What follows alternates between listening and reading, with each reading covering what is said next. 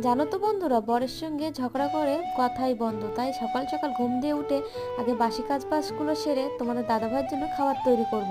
তাই এখন দেখো ঘর বাড়িটা সকাল সকাল ঝাড় ঝুট দিয়ে নিচ্ছি, তারপরে চলে এলাম বাসন মেজে বাসনগুলোকে গুছিয়ে গুছিয়ে রাখার জন্য। আর জানো তো তোমাদের দাদা ভাইয়ের আজকে কিন্তু ঘুম থেকে উঠতে দেরি হয়ে গেছিলো। আমি এদিকে দেখি বেগুন ভাজা বসিয়ে দিয়েছি, তারপর দেখেও ঘুম থেকে ওঠে না। তার জন্য ওকে না আজকে ফোন করে ঘুম থেকে ডেকেছি, যেহেতু দুজনের মধ্যে কেউ কারোর সাথে কথা বলছি না ওই জন্য। তারপরে শাকটা ছিল সেগুলো কেটে কুটে গুছিয়ে রাখলাম, আর এদিকে তোমাদের দাদাভাই ভাতটা দিয়ে এসে আমি মামামকে ব্রাশটা করে নিলাম। আর মামাম তো একা একা কিছুতেই ব্রাশ করতে চায় না। তারপরে মামামকে খাইয়ে দিয়ে ওকে সাইকেলে বসিয়ে দিয়ে শাকগুলো কুচিয়ে একেবারে ধুয়ে রেখে চলে এলাম। আর মাছ নিয়েছি একটু হলো, মানে বেগুন দিয়ে আলু দিয়ে মাছের একটা তরকারি করবো। তারপরে মামাম সোনার টিউশন পড়ানো হয়ে গেল, তো সেই জায়গাটা গুছিয়ে আমি তারপর ঘরগুলোকে গুছিয়ে রান্না বান্না সেরে একেবারে চলেছি সন্ধেবেলায়। সন্ধেবেলায় দেখো দিদির বাড়িতে গেছিলাম রুটি আর আলু ভাজা খেতে।